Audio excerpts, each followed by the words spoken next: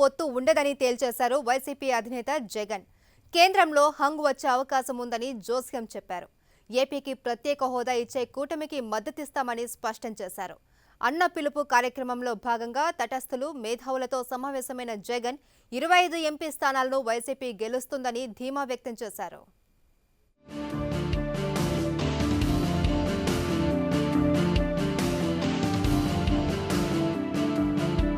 పాదయాత్రతో ప్రజలతో మమేకమైన జగన్మోహన్ రెడ్డి ఇప్పుడు తటస్థులు, మేధావులు, సమాజ సేవలో ఉన్న వ్యక్తులకు చేరువయ్యేందుకు ప్రయత్నిస్తున్నారు. అందులో భాగంగా 150 మంది తటస్థులతో సమావేశమయ్యారు. ఈ భేటీలో కేంద్ర రాజకీయాలపై కీలక వ్యాఖ్యలు చేశారు.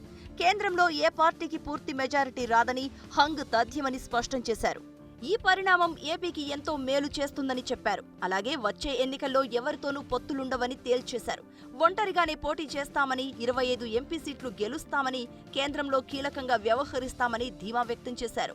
హోదా ఇచ్చే కూటమికి సపోర్ట్ చేస్తామన్న జగన్ విశాఖ రైల్వే జోన్తో పాటు ప్రత్యేక హోదా, కడప స్టీల్ ప్లాంట్ కోసం పోరాటం చేస్తామని అన్నారు. తటస్థులంతా వైసీపీకి సహకరించాలని విజ్ఞప్తి చేశారు. చూస్తూ ఉంటే నేషనల్ పిక్చర్ ఎలా ఉంది అని అంటే రేపొద్దున వచ్చే కేంద్ర ప్రభుత్వానికి పూర్తి మెజారిటీ రాదు అని క్లియర్ కట్గా కనిపిస్తుంది. అది నిజంగా దేవుడు మన ఆంధ్ర రాష్ట్రానికి మేలు చేయడం కోసమే చేస్తున్నాడు. కనీసం అప్పటికన్నా మన రాష్ట్రం నుంచి అత్యధిక ఎంపీ స్థానాలు 25కి 25 ఎంపీ స్థానాలు, అత్యధిక ఎంపీ స్థానాలు రాష్ట్రం నుంచి మన చేతిలో ఉంటే మనం రేపొద్దున కేంద్రం మీద ఒత్తిడి తీసుకొచ్చే కార్యక్రమం ఏ స్థాయిలో చేస్తాము అని అంటే ముందే పొత్తు పెట్టుకోవడాలు ఇవన్నీ ఉండవు. ఎవరితోనూ పొత్తు పెట్టుకో ముందే. రేపొద్దున మనం గెలిచిన తర్వాత 25కి 25 మంది ఎంపీలు మన చేతిలో పెట్టుకున్న తర్వాత అప్పుడు మనం అంటాం, నువ్వు సంతకం పెట్టు, నేను సపోర్ట్ చేస్తా. వైసీపీ పెట్టిన నవరత్నాలను చంద్రబాబు కాపీ కొడుతున్నారని జగన్ కౌంటర్ ఇచ్చారు. గతంలో ఎన్టీఆర్ 2 రూపాయలకు కిలో బియ్యం పంపిణీ పథకాన్ని కాంగ్రెస్ కాపీ కొట్టినా గెలవలేదని గుర్తు చేశారు. తటస్థుల సమావేశంలో వైసీపీ మేనిఫెస్టోలోని అంశాలను వివరించారు.